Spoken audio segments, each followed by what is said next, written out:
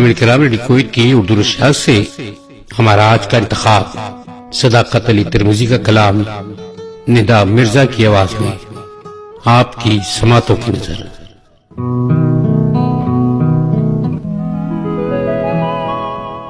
तुम हमको बुलाते तो तेरी कॉल पे आते, ख्वाबों में कभी मिलते कभी हाल में आते।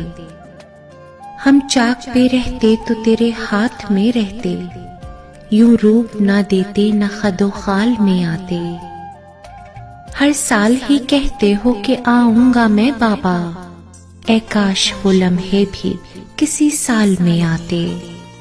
हम जैसे तेरी चाल में आ जाते हैं अक्सर, ऐसे तो परिंदे भी नहीं जाल में आते।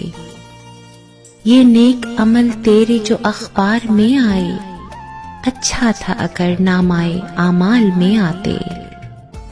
तुम हमको बुलाते तो तेरी कॉल पे आते, ख्वाबों में कभी मिलते कभी हाल में आते।